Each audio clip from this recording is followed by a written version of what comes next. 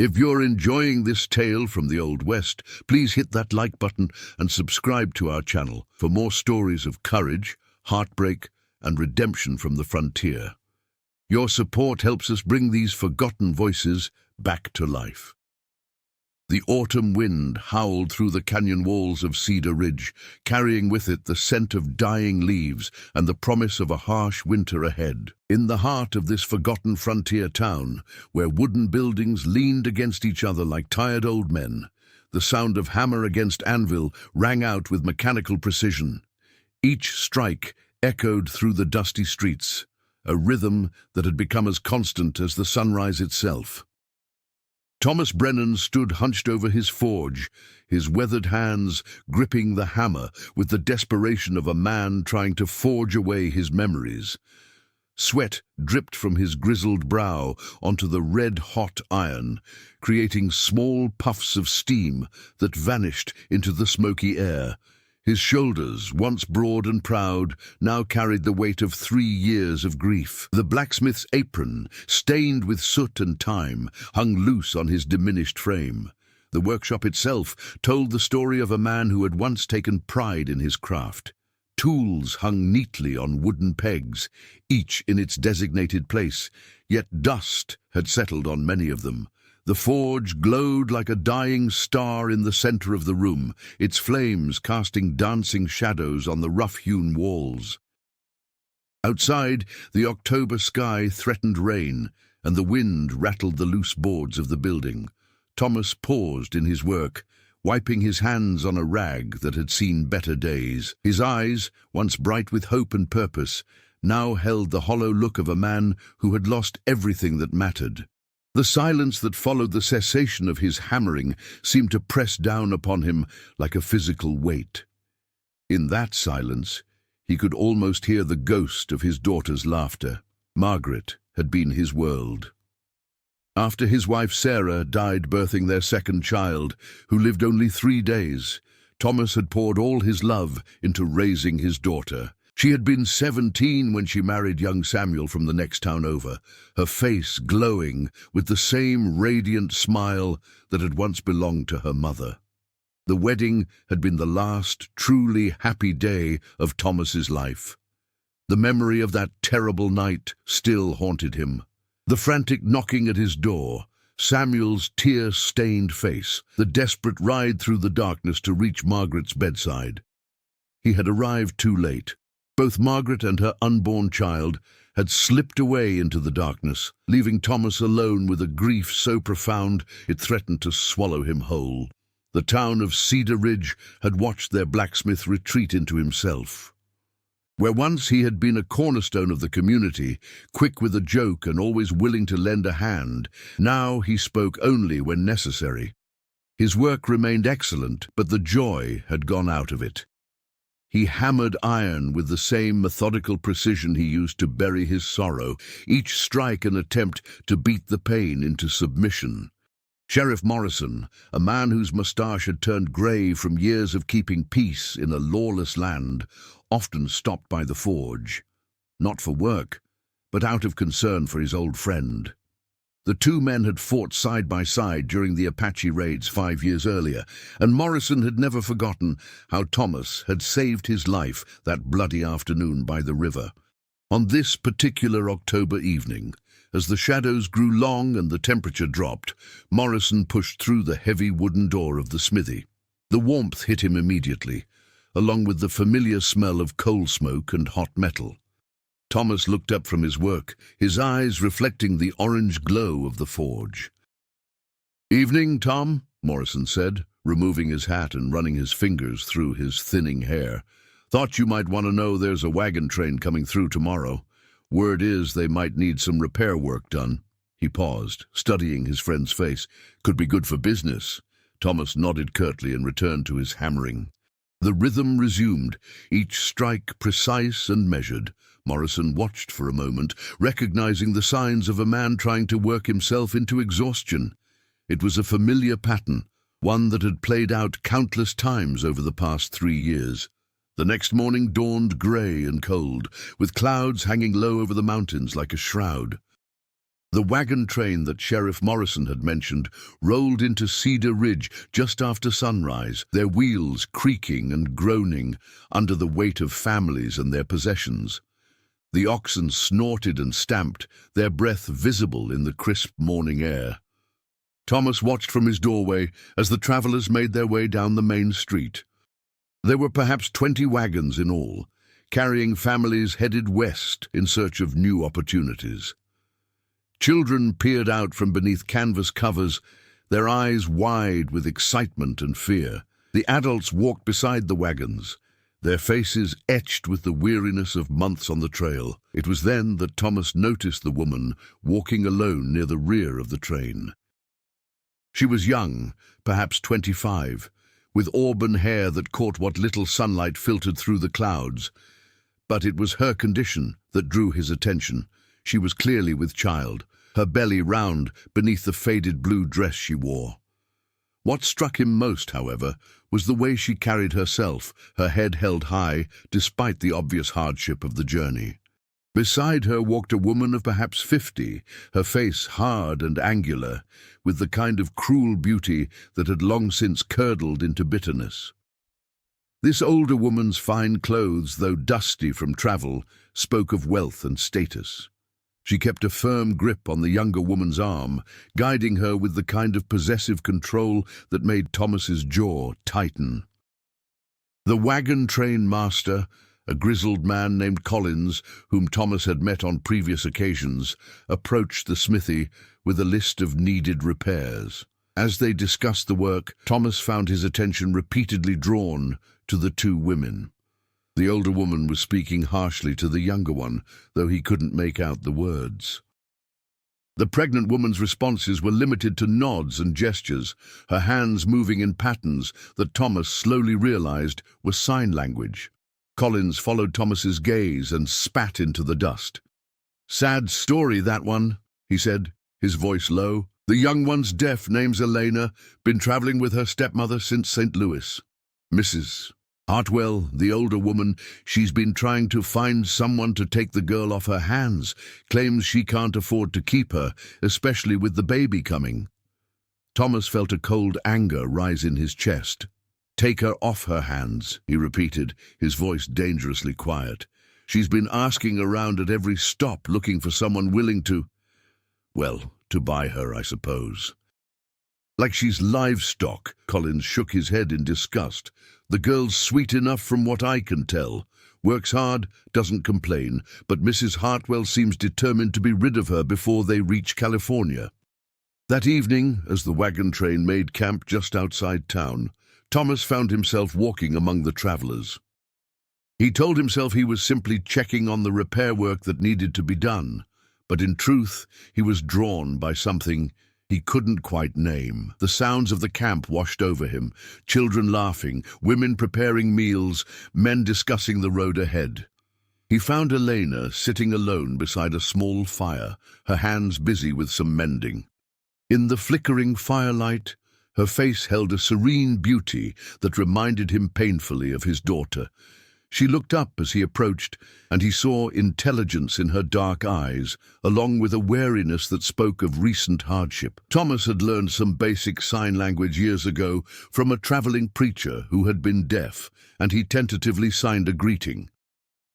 Elena's face lit up with surprise and pleasure, and she responded with quick, graceful movements of her hands. They managed a halting conversation, with Thomas's limited vocabulary, forcing them to rely on simple phrases and gestures. What he learned in those few minutes changed something fundamental in his heart. Elena's husband had died in a mining accident 6 months earlier, leaving her pregnant and alone. Her stepmother, who had never shown her kindness, had seen her as nothing more than a burden to be disposed of. The woman had been coldly systematic in her search for someone to take Elena, treating her like property to be sold rather than a human being in need of help. Mrs. Hartwell approached their fire with the confident stride of a woman accustomed to getting her way. She was handsome in a harsh sort of way, with steel-grey hair pulled back severely and eyes that calculated the value of everything they saw. Her dress, though travel-worn, was of fine quality, and she wore it with the authority of someone who had never known want. "You're the blacksmith," she said to Thomas, her voice carrying the cultured tones of an educated woman. "I've been hoping to speak with you. I have a proposition that might interest us both." She glanced at Elena with the kind of cold appraisal one might give a horse at auction. "I understand you're a widower, living alone. This girl needs a home, and I need to be free of the burden of caring for her." Thomas felt his hands clench into fists. "Burden," he said, his voice carefully controlled. Mrs. Hartwell waved dismissively. "She's deaf, Mr. Brennan. She can't hear instructions, can't respond to calls for help, and now she's carrying another mouth to feed. In her condition, she's more liability than asset." She leaned forward, her voice dropping to a more confidential tone. "I'm prepared to offer you $50 to take her off my hands. That's more than fair for a woman in her condition." The words hit Thomas like physical blows. He looked at Elena, who was watching their conversation with growing alarm. Though she couldn't hear the words, she could read the tension in their body language, the way Mrs. Hartwell gestured toward her as if she were merchandise to be negotiated over. "She's not for sale," Thomas said flatly. Mrs. Hartwell's eyes narrowed. "Everything is for sale, Mr. Brennan. The question is simply the price. I'm offering you a chance to do a good deed while solving a problem for both of us. $75, and I'll throw in the clothes on her back and what little she owns." Thomas stood slowly, his imposing frame casting a long shadow in the firelight. "Ma'am, I suggest you return to your wagon. This conversation is over." But Mrs. Hartwell was not easily deterred. Over the next 2 days, as Thomas worked on the wagon repairs, she continued her campaign. She spoke to him of practical matters, how a deaf woman could still cook and clean, how she might be grateful enough to serve him well. She increased her offer to $100, then $150. Each conversation left Thomas feeling sickened. On the third morning, as the wagon train prepared to depart, Mrs. Hartwell made her final offer. She found Thomas at his forge, already at work despite the early hour. The autumn air was crisp, and frost glittered on the wooden sidewalks outside. $200, she said without preamble. "That's my final offer. Take the girl, and I'll give you enough money to live comfortably for months. She's strong, she can work, and once the baby comes, you'll have someone to help with the household. It's more than generous." Thomas set down his hammer and turned to face her. In the growing light of dawn, he could see the calculating coldness in her eyes, the way she had reduced a human being to a series of potential benefits and drawbacks. Elena stood behind her, her hands protectively cradling her swollen belly, fear evident in every line of her body. "You're talking about buying and selling a human being," Thomas said quietly. "That's slavery, ma'am, and it's wrong." Mrs. Hartwell's laugh was sharp and bitter. "Don't be naive, Mr. Brennan. Women have been traded for security and shelter since the beginning of time. I'm simply being honest about the transaction. She needs care, you need companionship, and I need to be free of the responsibility. Everyone benefits." Thomas looked at Elena, who was watching them both with desperate hope and fear warring in her expression. In that moment, he saw not just a young woman in need, but a chance at redemption. Not for her, but for himself. He had spent 3 years drowning in grief, convinced that his capacity for love had died with his daughter. But standing there in the morning light, he felt something stir in his chest that he had thought was gone forever. "I'll take her," he said finally, "but not as property, as my wife." Mrs. Hartwell blinked, clearly taken aback. "Your wife? But you barely know her. She's deaf, she's carrying another man's child, and she has nothing to offer you but problems." "Then we understand each other differently," Thomas replied. He walked over to Elena and with careful, deliberate movements signed his proposal. Her eyes widened and tears began to flow down her cheeks. After a moment she nodded, her hands trembling as she signed her acceptance. The wedding was performed by the circuit preacher who happened to be passing through town that very morning. It was a simple ceremony, witnessed by Sheriff Morrison and a few townspeople who had gathered out of curiosity. Elena wore her blue dress, hastily cleaned and mended, while Thomas had donned his only good shirt and jacket. Mrs. Hartwell watched the proceedings with barely concealed frustration. Her carefully laid plans had been disrupted by Thomas's unexpected proposal, and she found herself with no choice but to accept the situation. She left town with the wagon train that afternoon, taking with her only Elena's few possessions and a bitter sense of having been outmaneuvered. The first weeks of their marriage were awkward and tentative. Thomas cleared out the small room behind his workshop for Elena, giving her privacy while she adjusted to her new life. They communicated through a combination of simple sign language, written notes, and gestures. Slowly, carefully, they began to build a foundation of understanding. Eleanor proved to be everything Mrs. Hartwell had failed to see. She was intelligent, hard-working, and possessed of a gentle strength that began to work its way into the corners of Thomas's wounded heart. She organized his household with quiet efficiency, cooked meals that reminded him of flavors he had forgotten, and brought a sense of peace to his home that he hadn't experienced in years. In return, Thomas treated her with a kindness and respect that she had never known. He was patient with their communication difficulties, gentle with her condition, and protective in a way that made her feel safe for the first time since her husband's death. He began to teach her about his work, and she showed a quick aptitude for understanding the craft of blacksmithing. Winter came early that year, blanketing Cedar Ridge in snow and ice. The mountains disappeared behind walls of white, and the wind howled through the canyon with a voice that spoke of isolation and endurance. Thomas and Elena settled into a routine that carried them through the dark months, their relationship deepening with each passing day. It was during a particularly fierce blizzard in January that Elena went into labor.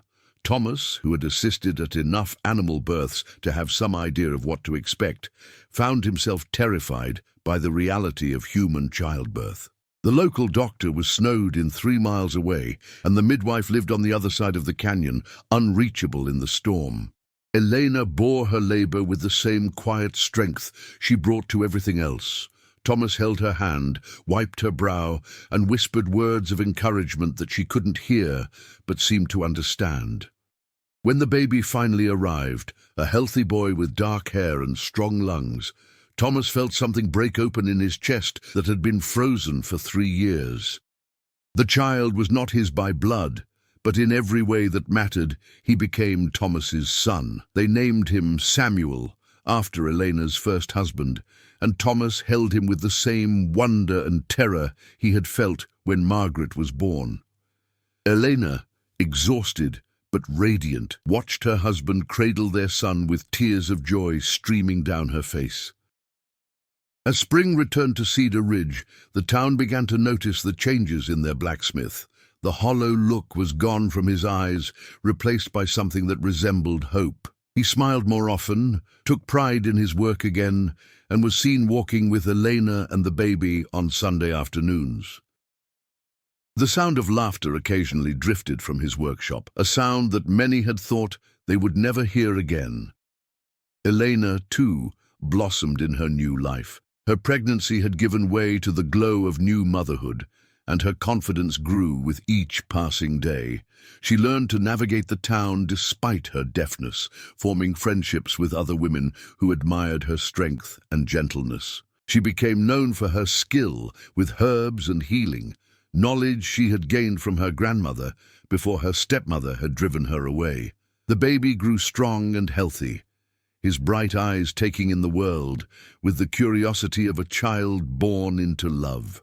Thomas taught him to work with his hands, even in infancy, letting him grasp small tools and feel the heat of the forge. Elena sang to him in the silent language of touch and expression, her hands creating melodies that he felt rather than heard. One evening in late spring, as the sun set behind the mountains and painted the sky in shades of gold and crimson, Thomas and Elena sat on the porch of their home. Samuel slept peacefully in his mother's arms, his small face serene in the gathering dusk. The sound of the evening breeze rustled through the cottonwood trees, and somewhere in the distance a mockingbird sang its complex song. Thomas reached over and took Elena's free hand in his, marveling at how perfectly it fit in his own. She looked at him with eyes that held all the love and gratitude she couldn't speak aloud, and he understood that sometimes the most profound communications happen without words. In her silence, he had found a peace that all his years of noise and bluster had never brought him. The months passed like pages in a well-loved book, each one bringing new challenges and joys. Thomas's business prospered as word spread of his renewed skill and dedication. Elena's garden flourished, providing not only food for their table, but herbs for healing that she shared with the community. Samuel grew into a toddler with his father's strength and his mother's gentle nature.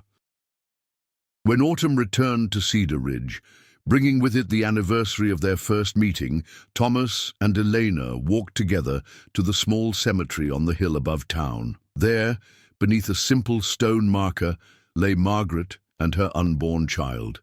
Thomas had visited this grave countless times over the past 3 years, but never with Elena at his side. Elena knelt beside the grave and placed a bouquet of wildflowers on the stone. Though she had never known Margaret, she understood the depth of Thomas's loss and the way it had shaped their life together. She signed a prayer in the language of her hands, asking Margaret to watch over their family and to know that her father had found happiness again. Thomas stood beside his wife, his hand resting on her shoulder, and felt the last of his grief transform into something else entirely. Not forgetfulness, but acceptance. Not the absence of pain, but the presence of healing. Margaret would always be part of him, but she no longer held him prisoner in the past. As they walked back down the hill, Samuel toddling between them on unsteady legs, Thomas reflected on the strange twists of fate that had brought them together. Mrs. Hartwell had intended to dispose of Elena like unwanted goods, but instead had delivered to him the greatest gift of his life. What had been meant as a cruel transaction had become a story of redemption and love. That night, as Eleanor put Samuel to bed and Thomas banked the fire in the forge, they sat together in the comfortable silence that had become their sanctuary. Thomas had learned to read the subtle expressions that crossed Elena's face, the way her hands moved when she was thinking, the soft smile that meant she was content. She had learned to interpret his moods from the rhythm of his hammering, the set of his shoulders, the way he held his head when he was troubled. Years would pass, and their love would deepen with each season. Samuel would grow into a strong young man who could speak with his hands as fluently as his voice, bridging the gap between his parents' worlds. Other children would follow, filling their home with laughter and noise. Thomas would never forget his first family, but he would learn that the heart's capacity for love is infinite, that loss and healing can coexist, and that sometimes the most unexpected gifts come disguised as burdens. The town of Cedar Ridge would remember their story as proof that even in the harsh landscape of the frontier, kindness could triumph over cruelty, and love could bloom in the most unlikely circumstances.